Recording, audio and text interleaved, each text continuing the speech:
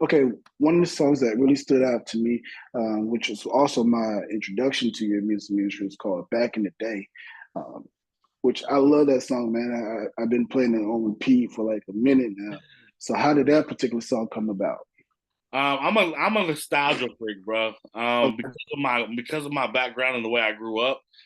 Um, the only way I can really put it is a lot of things that I saw growing up. Most people only saw in movies. You know what I mean? But it was my everyday.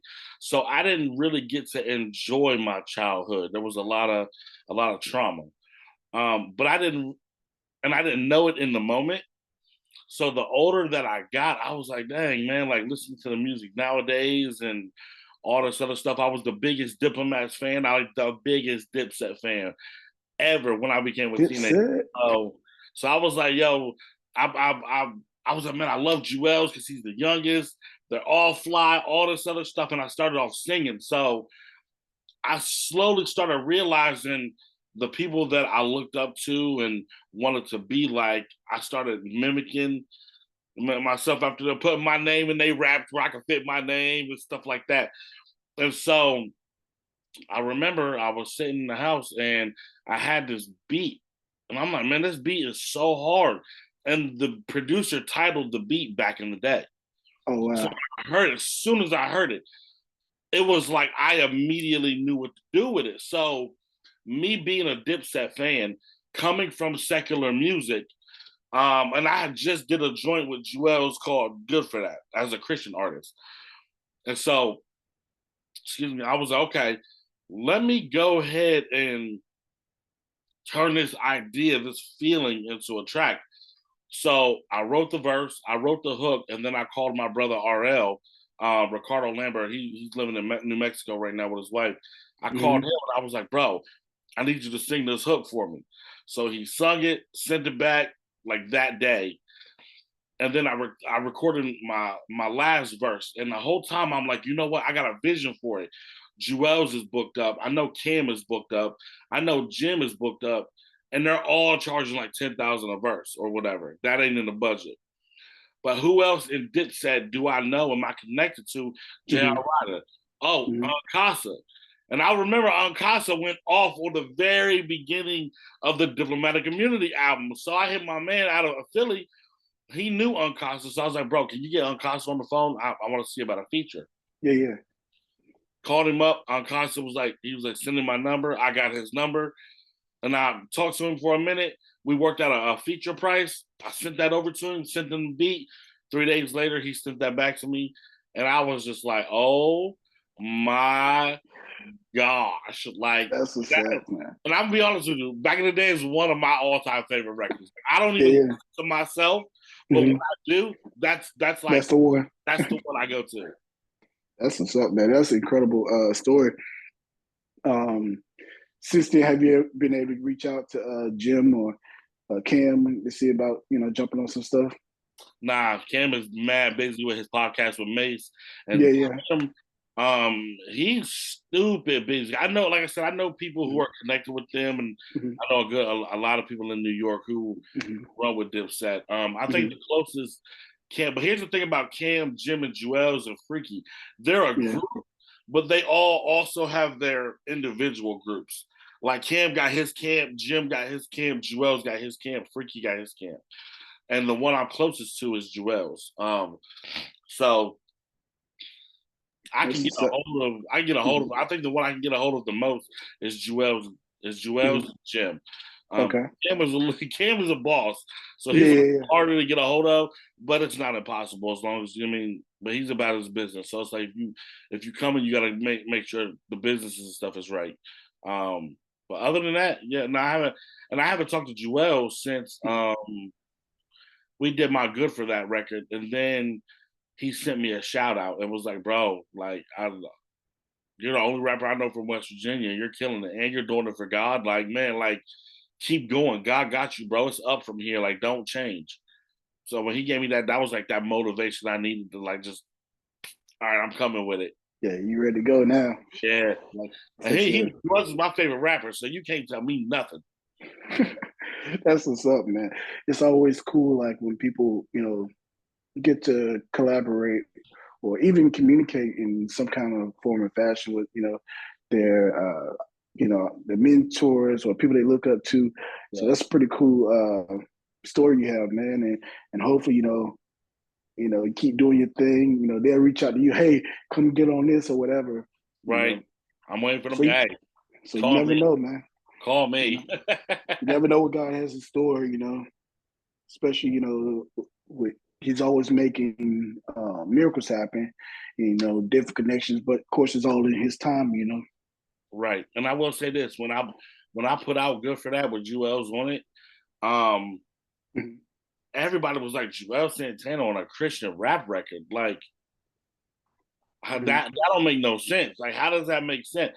And I loved it Mhm. because it's like when I work with artists, Mhm. I don't go into I don't go to them and be like, man, I gotta make a record like Jewel's. I go to them like, yo, I want Jewel's to come into my world. I don't want to go into Jewel's world. You know what I mean? I don't want to go into Jim's world. I don't want to go into Cardi B's world or who everybody I've worked with. I don't want to go into. I want to bring them into my world. And at the end of the day, it may not make sense to you why Jewel's is on a record, but Jewel's is on a record praising God in front of the Yeah, world. That's something and he's that's never major. done. You Yeah. know what I mean? So Mhm. it might not make sense, but I think that's the part that people skip over. Yeah, I for mean, sure. but it was a beautiful thing, man. And Mhm. he started doing these mixtapes. He threw my Mhm. song with Mhm. him and these other artists in the middle of a mixtape. Mhm. And he was like, man, this is my favorite song on this whole entire project. Oh And it wow, had like 30 songs on it, that's insane. different artists. And he was like, this is my favorite song, bro. Mhm. So man, it was a major blessing, bro. That was definitely a dream come true. And then I got to go and meet him Mhm. in person in Rhode Island. I drove all the way to Rhode Island. And he brought me on stage with his That's camp dope. to perform, and it was Yeah. him, Cam, and Jim. They was all performing together. He brought me on Wow. stage, let me meet his mom, let me meet his Mhm. crew, and Mhm. it was a dream come true, man. Yeah, that's beautiful, man. For sure, man. I want to fast forward to your current single, which is called "Do It Again." Of course, it's been playing on radio and getting some great reviews. Um, so, can you share with the listener on like what went into that record? Do It Again was a weird record for me actually. I'm one of those guys where it's like I love being in the studio, bro. I love recording and coming trying to figure out new sounds. And like I'm the guy where I'll sit down and turn the radio on and try to find an opera station Wow. and just to hear a sound or Yeah. something I ain't never heard that I could be like, ooh, Mm-hmm. let me run with that. So I Mm-hmm. heard the beat for Do It Again. And I was like, dang, like, man, this beat is dope, but it's different. And I was like, it kind of has a nostalgia feel to it, but it kind of don't. And I didn't know what to do with it. And I remember one of the people I really look up to right now and would love to work with is Pastor Mike Jr. So and Mm-hmm. in this divorce process, Mm-hmm. it was literally this. This is how Do It Again came about. Back in last November, not the one that just passed, but the year before, Gotcha. Okay. one of my best friends died. Then my mom died. Then my aunt died, or my car died. Then Mm-hmm. my aunt died. Then another Man. best friend died. And this was right after my wife telling me she wants a divorce. So I Mm-hmm. lose my wife, I lose my best friend, I lose my mom, my car Mm-hmm. died, I lost my aunt, I lost another best friend. Man. And I started walking 3 to 4 miles back and forth to work, Wow. back on a back highway. In Mm-hmm. the middle of winter, rain, sleet, snow, hail, sunshine, like to the point where people started seeing me and like offering rides because the thunderstorming, you can't even see. I'm walking in fog. Uh, Oh. I'm talking like school buses, truck Mm-hmm. drivers, and people are like, yo, this guy's gonna die. And they're all the while I'm listening to Pastor Mike Jr. on his I Got Away album. And he's got this song called Ha, Ha, Ha. Yeah. In the song, he goes, if you did it before, he'll do it again. You can't have my mind, no. And when I heard, he did it before, he'll do it again. And I was like, and I heard it and it hit me. I'm like, God, if you did it before, you'll do it again. And I Mm-hmm. remember sitting with that. So when I heard the beat, I was like, You did it before, you'll do it again. So I came up with this singing hook. I came up with the song without the feature. And I did the intro, I did the chorus, my verse, the chorus, and then the end of the song where it was like, put him up, if you believe he'll do it. That was the second part. That's how the beat was produced. Gotcha. And so I'm listening to it, and as I'm in the studio, I'm like, I like the hook, but the singing hook throws it off. I need to make it more bouncy. And that's the hook that's on it now is what I came up with. And then I've had that song for like since like last February. Wow. Because I didn't know what I was going to do with it. I was just like, I know I want to put it out. I don't know when. But I took it to the Stellars last year. And I was booked to perform in like three or four different shows that was around the Stellars. I never got to go to the Stellars, but I performed for shows around the Stellars. And that was one of the songs I performed. And people was like, oh, that's a really good message. Like, I like that message. But that's where I met Hope. But I performed a whole nother song by accident. The DJ, he couldn't find where Let's Do It Again. Yeah. And so he played a whole nother record. Wow. And that's the record that caught Hope's ear. And so fast forward, now we're here, and I met Aaron Lavelle. I had this performance. He's dope too. He's fire, man. Yeah. And I met him at an event. I did an event with Tasha Cobbs Leonard, Ty Tribbett, and Aaron Lavelle was there. Nice. I didn't know who he was. I just saw this really skinny black dude in some leather leather outfit. That sounds about right. Yeah. In Vegas. I looked at him and I'm like, I want to pass out just because of your clothes is dope. So I went and got a picture with him, not knowing who he was. And then I looked at him and I was like, bro. He was like, what's up? I was like, can I be honest with you? He was like, yeah. I was like, I'm gonna be real. He's like, all right. I was like, bro, your swag is on point, but it's 120 degrees, dude. I know that's hot. Yeah, especially in like Vegas. I know. He's like, yeah, man, it is hot out here. I'm like, then why is you wearing a leather outfit, bro? Like, oh my God. And that's kind of how we bonded. And so over time, I was like, I got this record. I would love to have you one. Sent it to him. He did his vocals. He sent it back, and I thought he was going to sing on it. But so when he came with like a little rap with it, I was like, oh my gosh. And he flipped the script, yeah. Yeah, man. So now, and I sent it to my management. As soon as he heard Aaron Lavelle's voice on it, he was like, that's the singer. Like, that's the one. And it was like, man, it's different. Ain't nobody got songs out like this on radio. No. Ain't nobody pushing it in the Christian industry. And I was like, that's the main thing I want to do. It has the message where I truly believe no matter what you're believing for, no matter what you're believing God for, no matter what you're praying for, if he did it before, he will do it again. Anything that he's promised you in your life and in your walk, he will bring it to pass. You know what I mean? So that's the message. And it's got a different bounce to it. So it's eyes is going to catch ears. So I was like, you know what? Let's run with it.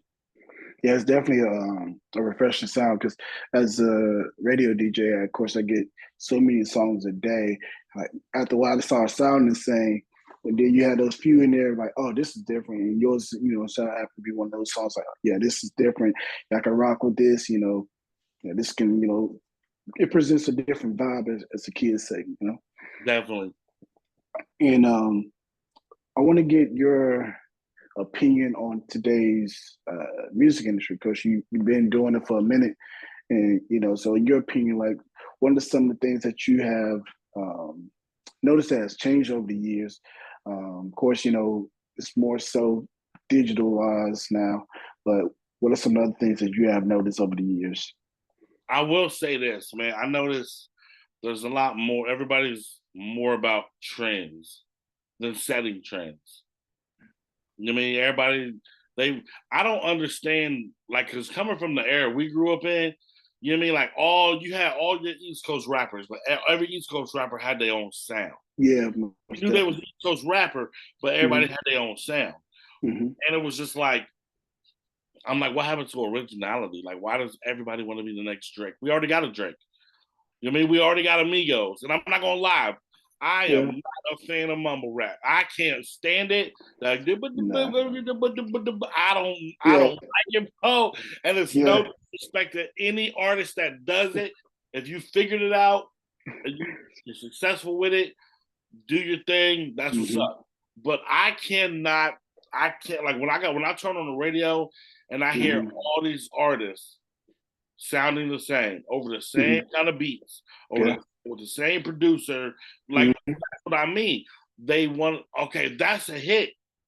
Oh man, that video just shot up to 200 million views, a billion views. That's viral. Let's go to that producer, tell him we want a song just like this. We're going to copy the same exact flow. And now you got your top 50 on Billboard. All of them they all sound the same. Yeah. And I Unfortunately. can't take it. I'm like, man, like one of the best things Joel's ever said to me. Mm-hmm. And I'm sorry, he didn't even say it to me. He said it on an interview, and I watched him say it. And this is one of the reasons I always I believed that I would do a record with him. Was he said, long story short, be you. I mean, he was like God made you for a reason. You got something that nobody else got. So if you're going to do music, tap into that. He was like, because you don't know how many people out there is waiting to hear what you have to say. So he was like, don't try to go be like the next. Be you and run with it. He was like, not everybody's going to like it. Not everybody's going to run on rock with you and all this other stuff. He was like, but then you got a whole generation of people who's waiting to hear what you have to say. Most definitely. And when I heard that, I was like, it was like confirmation for me to go to do music for Jesus, because I was coming out of a secular industry, Mm-hmm. and so when that happened, I was like, that was when I made the decision. No matter who I work with, I'm gonna bring him into my band. Mm-hmm. I still want to work with him, but it's gonna be a Jesus bank. Mm-hmm. And even going back to what you're saying about people sounding the same, even a lot of the names are being copied to, like little such and such, baby such and such.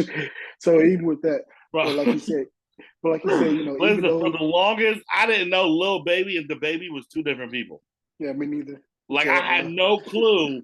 I thought it was Lil Baby and his nickname was the Baby. I didn't know you had two yeah. different rappers named Baby.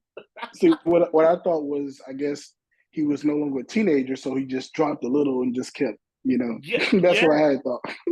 yeah. But It was it's like, you know, crazy Baby. how, I'm like Birdman. Like that's yeah, the yeah, only thing Bourbon. I know. Birdman. Yeah, that's it. Yeah.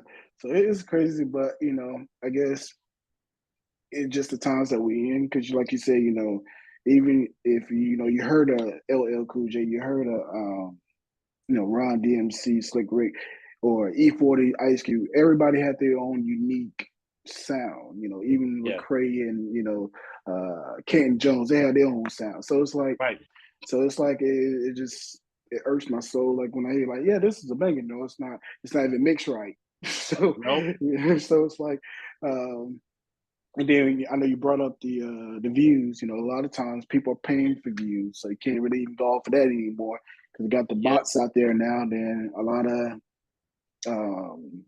what's it called, labels, they're paying for bots too. So of course they're not going to yeah. shut them down because they already know they're coming back with 100 more artists. It's going to, you know, go And pay that's for another them. thing that don't make sense to me, bro. Yeah. It's like this. They're all about data. So it's like, okay, you're gonna pass up somebody Mm-hmm. who got the potential to be the next Eminem, the next producer that could be the next Dr. Mm-hmm. Dre. Yeah. You listen, there's not there's not one song in the secular industry in the past 10 years that I feel like it's gonna be around 30 years from now. Yeah. And they're like, oh, that song, that was my jam, bro. Like I Mm-hmm. can't think of one song in the past 10 years from Mm-hmm. any artist, secular artist, Mm-hmm. that is gonna be around 30 years from now. So Mm-hmm. labels are all about analytics, right? Yeah. So you're gonna pass up the guy who could be the next Jay-Z, or even in the Christian industry, it's still a Mm-hmm. business. You're gonna Yeah. pass up the guy who could be the next Lecrae or Tasha Cobbs or whoever, Mm-hmm. because they don't have 100,000 followers on Instagram. Yeah. Like that Mm-hmm. happened to me, bro. And I don't want to. I'm not Wow. going to get into what label, but I Yeah, took a yeah, meeting with the Christian yeah. label. Mm-hmm. He was like, "Yo, you got out of these 10 songs, you write your own songs?" I said, "Yeah." Mm-hmm. I was like, unless it's a feature, I let them have creative control. But I said, all the songs with me on them, yeah, I write them. Mm-hmm. He was out of these songs. He was like, man, you got at least 7 of these that are hits. These are $1 million records. Mm-hmm. All I heard was you told me I got $7 million worth of hit records right here ready to go. Mm-hmm. And I was like, so are we signing the deal? And he said the reason he didn't want to sign, he couldn't sign me as an artist is because I didn't have a whole bunch of numbers on Instagram. It's crazy though. It seems like there should be ones to, okay, you know who I can bring to the table. So it should be up to whoever their PR people is to help build this following and Yeah, put you on the and I right get shows it. and I stuff. mean, I get it. You want everybody to come in, but look at all these artists that got talent. They don't know nothing about marketing. You got Nope. all these marketing companies out here online promising the same Yeah. thing, all Yeah. thing real, no bots, blah blah blah blah blah blah. Mm-hmm. But it's all about a check. Everybody's all Yeah. about a check. So how are you going to come in and say, I don't understand how labels are like, hey, we can't sign nobody who don't got Mm-hmm. 100,000 followers, but we're going to turn around and we're going to buy followers and we're going to buy streams and stuff for our artists to make. How does Yeah. that make sense? It don't make sense. Even Snoop brought it up about the how they pay for the streaming. You know, he was saying how he saw all these, I have all these streaming numbers, but when you go check the mailbox or your account, the math ain't mathing, So it's just crazy, man. Crazy, bro. Because I work with an artist. She had like 6 million copies sold or whatever, and label still dropped her because they said, "Oh, that's still not enough," because such and such is selling, 50 million. So it's like, Yeah, so but the whole it's like, industry is how do you stupid though. compare them to somebody else? Like 6 million, like number one, if you're that's 6 million singles. If that's a Mhm. single, that's still 6 million singles. If Yeah. that's an album at $10, that's just what 600 million, something like that. Hmm. I'm not understanding how the math ain't mathing if you're Yeah. I kid you not. They told her, that wasn't enough. Unfortunately, we have to drop you. And yeah, and they try to get money back from her. So it's like, that's why it's like, it's almost, if you can if an artist can figure out how to stay independent, it's almost best to stay that route and just it grind it is. out. But I will say this. Yeah. I will say this. I do want to sign to a major. Hmm. And it's not because I'm lazy and I don't want to. Hmm. I want to sign to a major, number one, because ever since I'm all about making my dreams come true. And as a kid, the kid in me Hmm. wants to be like, yo, I signed to a major label. I Yeah. don't care if it's for one album, Hmm. whatever. I signed to a major. But then it's okay, well, I'm in it. Let me learn it. Let me see Hmm. who's running PR. Let me see who's running radio. Let me see who's running. And I know these labels are putting up hundreds of thousands when it really Hmm. costs 3,000 or 4. You know what I mean? Yeah. So let Yeah. me Overpricing it. Yeah. let me let this label help me build my fan base and stuff. So if Hmm. ever I decide to do go independent later on, now I got the resources in the fan base Yeah. to move the way I need to move as if I'm on a major. I Hmm. don't have that right now. Hmm. But like I said, I do want to build up my buzz and things like that because I do want to sign to a major. I do want to have that Hmm. experience. And I Yeah. know like I'm blessed. I'm so blessed that one of the celebrities I've worked with Hmm. is Wiz. Hmm. And Nice. um being able like Wiz is probably one of my favorite celebrity stories of all time because Hmm. it has to do with music, but it don't. But one thing Wiz said, he was like, man, like not all major labels are bad experiences. You know what I mean? So, That's but correct. Yeah. it is all about like making sure that the contract is right, making sure you got the right people around you. You know what I mean? Like that does play a big part of it. So Most definitely. I do want to sign to a major and see what that's like. Hmm. And the next question I have for you on this evening is, how do you feel like you have evolved as an artist and as a person over the last 10 years? I just say 10. Mm. Ooh, as an artist, I will say I'm not really a fan of change. Um, but I watch the industry. I watch how I will say it's hard for me to sit here and be like and make music for teenagers when Hmm. I've been a husband and I'm a father. You know what I mean? Yeah, So yeah. um it's hard for me to do that in a sense of like because a lot me, I write music from my life, my personal experiences. But I will say growing as an artist, um, I've been more open to criticism, like positive criticism. And I've never been one of those artists where it's like it's my way or the highway. I want you to make it sound the way I want it to sound. But to Hmm. take other people's opinions in consideration because it's like, okay, you have more experience than me. This is what I'm hearing Hmm. as I'm recording it, Yeah, but you're the engineer or you're the producer. What do you hear that I'm not hearing? And I'm willing yeah. to I'm more open to like collabing and Hmm. um whatever to make the song better and sitting down and learning from people. You know what I mean you Hmm. yeah, I used to be real quick to be like, oh man, I gotta do whatever to make it. I gotta do whatever I gotta do to make it happen. Boom, boom, boom.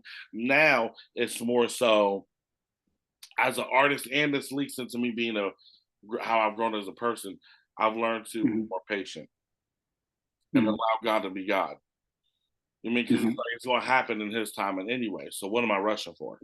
Most definitely. I mean, I want to Hmm. rush because I want to get it now. I need the money now. I need the cars now. I need all this now, Yeah, now, now, now, now, without realizing God wants to give it to me, but He's not going to bless me with it if I'm not going to be a good steward over it. I not mean, at all. so I had to learn to dumb down. I had to learn to be patient. And then growing Hmm. as a person, for me, one of the biggest things is I learned not to react out of emotion. Hmm. That was very hard to do, especially going through this divorce. Hmm. Because in the beginning, I was begging for months, like, "I wanna Hmm. make my marriage work, I don't know." Hmm. But then it got to the point where it was like, she didn't wanna file the papers, but Hmm. she didn't wanna let me go either.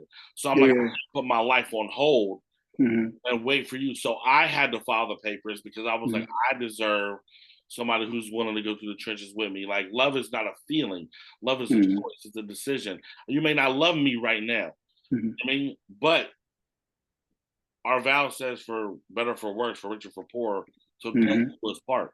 I meant Hmm. that. Yeah. So now for me, I've grown in a sense where it's like, oh, I don't want to react out of emotion. It's Hmm. okay to feel what I'm feeling, but Hmm. reacting out of it is where the problem comes. So do I want to react? Do I want to act crazy and toxic? But that same Hmm. energy that I'm complaining, and I can run and give it to God and praise for it. Hmm. And so I've watched me grow and I've Hmm. watched my progress. For the first time in my life, I can say I'm proud of myself. Amen. And just like I always tell people that's going through different things, just try to hold on to your faith and read that Bible because it's have pretty much all the answers that we ever will need. It's right there in Mhm. that book. You just Yep. gotta pick it up, and put time in to read it. Um, so that's my little 2 cents I put on with that. Um, how do you balance your personal life? Because you're artist, you act, you do all these different things. So how do you balance your artistry life with your personal life? I love my kids, man. I love being a Hmm. father. So Hmm. I'm also that dad where I'm very transparent with my kids. Yeah. I'm real with them. Because Hmm. it's just like it's not that I don't want to protect them from certain things. It's just that I know that if I'm real with them, it Hmm. may hurt, but I would rather I would I don't want to lie to you about it Hmm. and then try to help walk you through it. It feels like a Hmm. lie because then when the truth comes out, all that's going to feel like a lie. Yeah, So yeah. like with my divorce, I hate to keep bringing that up, but it's like perfect for the examples. Hmm. I had Hmm. to go to my kids and I told them, I'm like, hey, she says she doesn't love daddy anymore. She wants a divorce. Hmm. We're gonna have to break the family up. This is what she Hmm. wants. And as much as I hate to tell them, like, hey, they're like, okay, I'm losing a mom. I'm losing Hmm. siblings. I'm losing a brother and a sister, and it hurt mm, them. But mm, now that you're in the position, I said that not to hurt you, even though I know it was going to hurt you. But now mm. I can hold your hand and we can walk through this together. Yeah. You can tell me, hey, my kids know that I'm the adult, but I'm not always right. Mhm, So I'm like, hey, if daddy hurt your feelings, if daddy said something you didn't like, come and tell me. And tell me how mhm, it made you feel. And tell me, and what are you feeling? What's the root of the issue? So mhm, I have a great relationship with my kids. So when it comes to balancing things, they know, like, mhm, okay, daddy's out here doing his best. Whether it's working a 9 to 5, whether I'm on the road, mhm, they know when I'm on the road, I'm working to get put in a position mhm, that can better our lives financially, put mhm, us in a house, put us in a more reliable car, put mhm, us in a position that's going to give us some safety and stability. mhm, So I might have to be gone for a week or 2 or 3, week 2, 3, 4 weeks, mhm, and then it sucks. But I'm also on the phone 2, 3, 4 mhm. times a day on FaceTime, Yeah. checking on them. What do y'all Mhm, need? What's going on? Are mhm, you doing your homework? mhm, Are you being obedient to your mom? Like mhm, what's happening? I go to their mom and I say, hey, we may not be in a position where we communicate in the sense of I tell them everything that's going on. mhm, But I let them know, like, hey, I got to be out of town. I got to go to work. I got to do mhm. this. And I have a good co-parenting relationship enough to where she understands that. Understood. And then when I'm home. Mhm, I'm present. mhm. Yes, Now, sir. when my bookings fill up and it's like, hey, LeBron, you gotta go. You got a studio session, and then you got a photo shoot, then you got a video Mhm, shoot, then you got to jump on a plane, and you got 2 or 3 shows over here. You mean mhm, whatever. There are times where it's like I try to be home just as much mhm. as I'm on the road, so my Gotcha. kids don't feel like I'm gone more than I'm home. And then I Mhm, try to arrange things that doesn't interrupt with the big. Like if I know my son he loves comic books and video games. mhm, He came to me and mhm, was like, Dad, man, I got put in a video game competition and I can win a mhm. scholarship. And this is the Wow. thing. I would love for you to be there. I'm gonna Mhm, make sure that I'm there for him. Even though I may not mhm. understand exactly what's going on, that's But you'll be there, yeah. yeah. So Yeah. okay, cool. No, but I'm not taking no bookings on Mhm, this day. I'm not taking no booking. My daughter's got a Christmas concert. I need to be here. mhm, Uh, mhm, so it's just, I mean, it's really it's all about just being intentional. mhm. Some of the actors, comedians, music artists, some say it's hard for them because they get pulled this way, that way. Because at the end of the day, it's all for their family, and they're just trying to make sure the not only the current family is secure, but the generations to come is secure financially. So some, they say they have hard times, balancing the two. So I always try to ask that question just to see how this person thinks, how that person thinks, and even apply to my own self because sometimes I get caught up. Oh, I got to send this radio station that stuff for this artist, or I got to make sure all 8 shows on the station is right. No laps or anything. So you know, I asked it for our listeners. I asked it for myself, and just kind of take tips from everybody to apply it. Yeah. Um, so we're almost towards the end now, but this is where we get into our rapid questions. So the first one of the listeners wanted to know is, what is your hobbies when you're not behind the mic or behind the camera? Hobbies. I'm a movie head, bro. I'm a Okay. movie head. I got over 3,000 DVDs in my house. Because I'm like, man, everything I watch Yeah, on streaming, I can just pop a DVD in. for Um, sure. so I love watching movies. I Hmm. love spending time with the kids. Hmm. Um, Yeah, even now going to the movies. But Okay. here's the thing, like music for me isn't like I love music so much that I love being Hmm. in the studio. Yeah. So like when it's time to go to work and do it, okay, it's time Hmm. to go to work and do it. But even when I'm at home, I'm Hmm. still in the studio because I love being in the studio. Like it's fun for me. So Hmm. it's work, but it's Hmm. fun. So I still love being in the studio. I love spending time with the kids. Um, I'm now getting out. I'm just now starting to work out and Hmm. get in the gym and Hmm. taking my health more serious. So that's starting to feel good. But Hmm. Yeah, overall, bro, I'm Hmm. a homebody. Like when I'm not Okay. on the road, I'm home. Like that, being Hmm. home is my hobby. Like, I hear you, man. With you on that. And the next we have someone sent it. Excuse me. What is the most impactful moment of your career? So, ooh, ooh. So okay. So I feel like there's multiple answers that can be from like different perspectives. okay. Um. Oh dang. I don't know how to answer that because there's multiple perspectives and multiple Okay. answers. I will say, oh my God, that is such a great question. Wow. What is the most impactful moment of my career? The most impactful moment? Hmm. All right, so let me ask you this. How do you want me to answer that? Right. I Like, always tell people just answer from your heart, whether it was a certain award, certain collaboration, meeting somebody in person, okay, so somebody gave you some wisdom. I'll say this.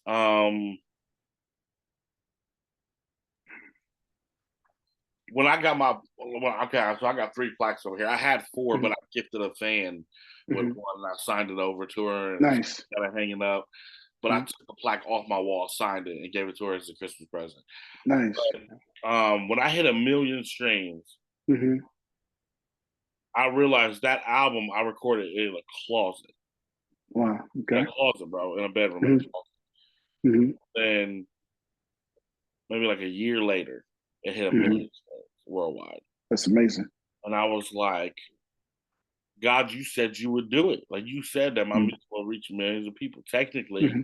it has. You know what I mean? Like, Yeah, for sure. so Right that on it. was big. And then my album after that went hit #2 on the iTunes charts. I'm like, I ain't never been Hmm. on the iTunes. I don't even know how to get on the charts. Sure enough, Yeah. yo, I dropped it and Hmm. it landed at #2. So Hmm. I was like, oh my God, I've never had a #1 record before. So now I do. I would love to have a #1 record at some point. And my goal is, my new dream now is, I've never been on Billboard charts either. So It's coming. that's that's that's the that's the dream. But yeah, it was, and I will say this as well. I noticed there's things that I've said in high school Hmm.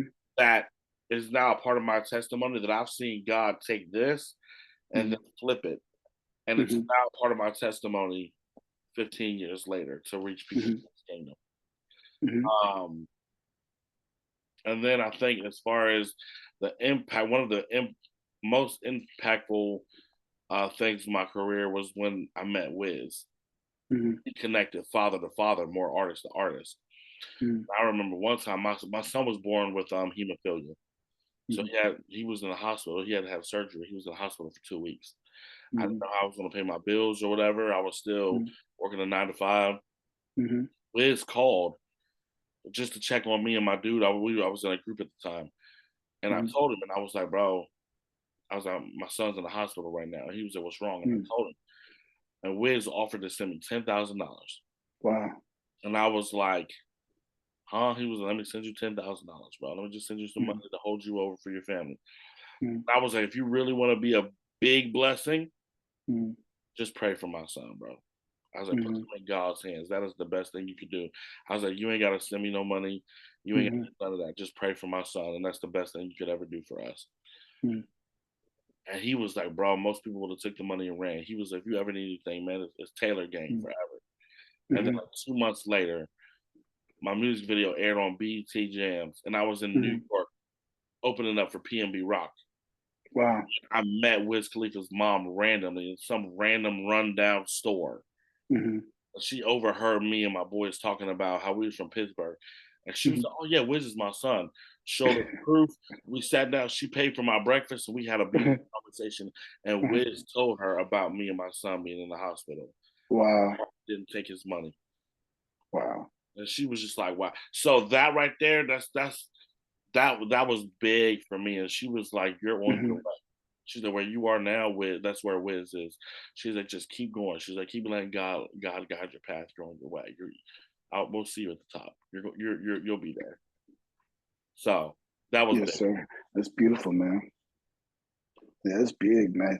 And of course, want to get to what's next for you as an artist, as a person, and what else you got coming? Of course, you know you had the single out now, but what else should we anticipate in 2025? 2025, man. I'm such a studio head that I got a whole bunch of songs ready to drop as an album. Okay. Now, I'm working on this album. It's called From My Test to My Testimony. Mm-hmm. My management, they're like, bro, drop an EP first. So I'm like, all right. Mm-hmm. So I got this EP called Provisions that I'm working on. But Okay. my goal is to drop this album From My Test to My Testimony. And it's a whole bunch of songs that I wrote in my grief process, my divorce. And it's gonna be kind of controversial because half the album is like heartbreak.